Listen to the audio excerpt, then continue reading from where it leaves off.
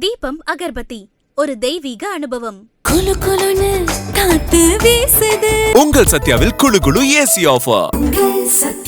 Line Arabian dates. இப்போ அது லயனா டேட்ஸ். லயனா பிரீமியம் டேட்ஸ். சுத்தம், சுவை மற்றும் ஆரோக்கியம். பிகேன் பக்தி நேயர்களுக்கு அன்பான வணக்கங்கள். ஏப்ரல் மாத பலன்களை பார்க்கவிருக்கின்றோம்.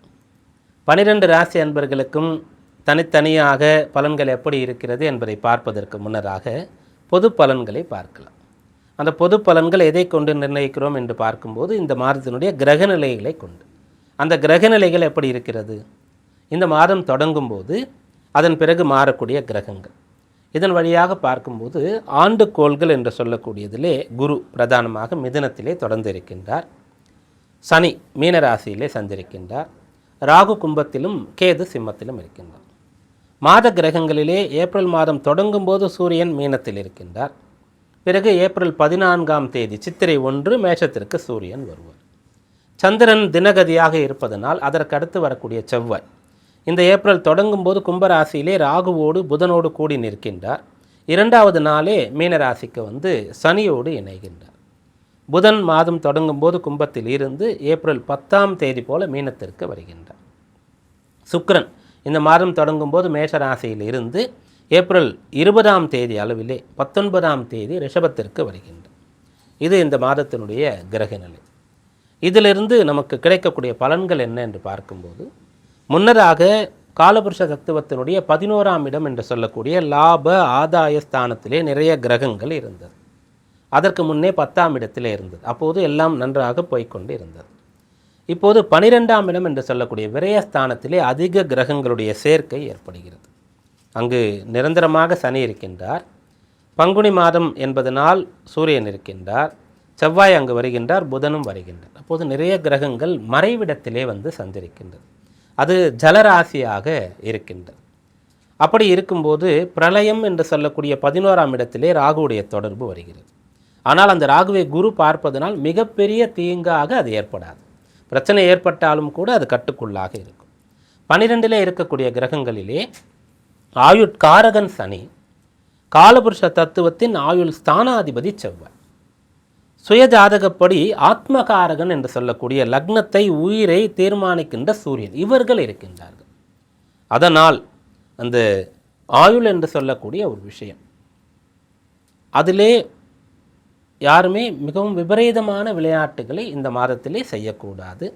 போர் பதற்றங்கள் மிகுந்து இருக்கக்கூடிய இடங்களிலே இந்த ஆயுள் இழப்பு என்று சொல்லக்கூடிய விஷயங்கள் ஏற்படுகிறது.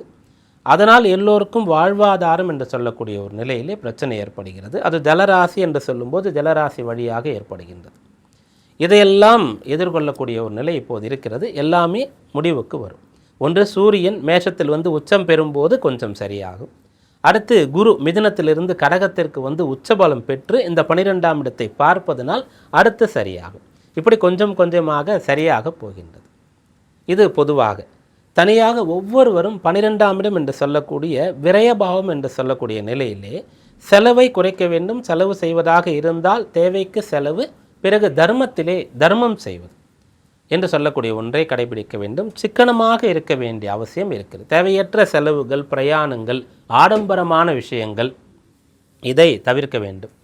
மற்றபடி எதிர்காலத்திலே நாம் காக்கப்படுவோம். இப்போது இருக்கக்கூடிய நிலை கொஞ்சம் சாதகமற்று இருக்கின்றது. அதனால் இந்த காலத்திலே ஒவ்வொருவரும் அனுதினமும் சிவ வழிபாட்டை தங்களால் முடிந்த அளவிற்கு செய்ய வேண்டும். பஞ்சாட்சரம் உச்சரித்து கொண்டு இருக்கலாம். சிவாலயங்களுக்கு சென்று கொண்டு இருக்கலாம். பிரதோஷ பூஜைகளை செய்யலாம். நித்தியப்படி சிவபெருமானுக்கு அவர் அபிஷேக பிரியனாக இருப்பதனால் வீட்டிலே சிவலிங்கம் விக்கிரகம் இருந்தால் அபிஷேகமும், ஆலயத்திலே ஈஸ்வரனுக்கு அபிஷேகமும் மிகச்சிறப்பாக நடைபெற வேண்டும். அந்த ஈஸ்வரன் நம்மை காத்தருள்வார். அடுத்து 12 ராசி அன்பர்களுக்கும் இந்த ஏப்ரல் மாதம், அதாவது இந்த பங்குனி சித்திரை, பங்குனி மாதத்தினுடைய பிற்பகுதி பங்குனி 18லிருந்து சித்திரை 17 வரை எப்படி இருக்கப் போகிறது, சாதக பாதக விஷயங்கள், செய்ய வேண்டிய வழிபாடுகள், இவற்றை பார்ப்போம். விருச்சிக ராசி அன்பர்களே, ஏப்ரல் மாதத்தில் உங்களுடைய ராசிக்கு குரு அஷ்டமஸ்தானத்தில் தொடர்ந்து இருந்தாலும் கூட பஞ்சமஸ்தானம் அப்படின்னு சொல்லக்கூடிய பூர்வ புண்ணியஸ்தானத்தில் உங்கள் ராசியாதிபதி செவ்வாய் போயிருக்கார். 5ல் செவ்வாய் இருக்கார் அப்படின்னு சொன்னால் உங்கள் பிள்ளைகள் சம்பந்தமாக அவங்கள பெரிய ஆள் ஆக்கணும், நல்ல இடத்துல படிக்க வைக்கணும், நல்ல இடத்துல கட்டி கொடுக்கணும் அப்படின்னு சொல்லக்கூடிய எண்ணங்கள்லாம் இருந்தால் அதை வந்து நீங்கள் செயல்படுத்தலாம். அதற்கான அம்சங்கள் உங்களுக்கு சாதகமாக இருக்கிறது. உங்களுடைய பூர்வீகத்தில் ஒரு இடம் இருக்குது, அது வந்து பராமரிக்கப்படாமல் இருக்குது, போய் அதெல்லாம் அழகாக நீங்கள் பராமரிச்சுட்டு வரலாம். பூர்வீகத்தில் ஒரு வீடு இருக்குது அப்படின்னு சொன்னால் அதை செப்பனிடுறது, புதுப்பிக்கிறது, அதை வந்து உங்களால் செய்ய முடியும். அப்புறம் உங்களுடைய தனிப்பட்ட முறையில் உங்களுடைய ஹாபி, உங்களுக்குன்னு இருக்கக்கூடிய தனித்துவமான திறமைகள், அதை மெருகேற்றுவது, அதை வளர்த்து கொள்வது, இதை வந்து செய்யலாம். இதில் 5ஆம் இடம் சம்பந்தமான விஷயம். 5ஆம் இடத்துல செவ்வாயோட புதனும் கூட வந்து சேருவார். இந்த மாதத்தில் வந்து ஒரு 10 நாட்கள்லேயே புதன் என்ன பண்ணுவார்னா உங்கள் ராசிக்கு 4லேருந்து 5ஆம் இடத்திற்கு வந்துடுவார். செவ்வாய் புதன் அங்கே 2 பேரும் சேர்றதுனால உங்களிடத்தில் இருக்கக்கூடிய தனித்திறமை அது வந்து நிறைய ப்ராக்டிஸ் பண்ணி அதை வந்து நீங்கள் டெவலப் பண்ணிக்கிறது அப்படின்னு சொல்லக்கூடிய ஒரு பலன் இருக்கிறது. 5ல் சனி இருக்க, பிள்ளைகளுக்காக தியாகம் பண்ணுறது, கடன் வாங்கி அவங்கள படிக்க வைக்கிறது, கடன் வாங்கி கல்யாணம் கட்டி கொடுக்கறது அப்படின்ற விஷயங்கள்லாம் நீங்கள் செய்யலாம். பிறகு 5ஆம் இடத்தில் இருக்கிற சூரியன் வந்து 6ஆம் இடத்திற்கு வருவார். 6ஆம் இடத்துல சூரியன் வந்து உச்ச பலத்தை அடையும் போது இந்த குரு பகவான் அஷ்டமத்தில் வந்த பிறகு நீங்கள் கடன்காரனாக ஆயிட்டீங்க அப்படின்னு சொன்னால் அதிலிருந்து மீண்டு வரத்துக்கான வழியெல்லாம் உங்களுக்கு தெரியும். கடனை அடைக்கிறதுக்கு கூடுதல் வருமானம் வரும், அல்லது வேறொரு இடத்துல உங்களுக்கு வர வேண்டிய கடன் இருந்ததுன்னா அது வசூலாகும். ஏதாவது சொத்துக்களை விற்று கடன் அடைக்கணுன்னா அந்த விஷயங்கள் சரியாகும். முன்னேற விடாமல் யாராவது உங்களை தடுக்கிறாங்கன்னு சொன்னால் அந்த ஒரு வலையிலிருந்து நீங்கள் மீண்டு வர முடியும். 6ஆம் இடத்துல சூரியன் இருக்கும்போது இதெல்லாம் நடக்கும். வேலையே கிடைக்கல எனக்கு அப்படின்னு சொல்லக்கூடியவர்களுக்கு இந்த மாதம் வேலை கிடைக்கும். முதல்ல வந்து உங்களுடைய புண்ணியத்தினால, திறமையினால், உங்களுடைய அந்த சர்டிஃபிகேட்டை தாண்டி எக்ஸ்ட்ரா கரிக்குலர் என்ன இருக்கோ அதனால் வேலை கிடைக்கும்.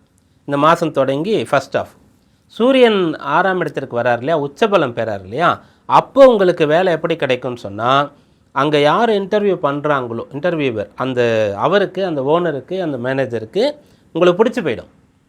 அதனால் உங்களுக்கு வேலை கொடுத்துருவார். அதனால் இந்த மாதத்தில் கட்டாயம் வேலை கிடைக்கும். இந்த மாதத்தில் எனக்கு வேலையே கிடைக்கல அப்படின்னு சொல்லக்கூடியவர்கள் வந்து ரொம்ப அரிதிலும் அரிதாகத்தான் இருப்பாங்க.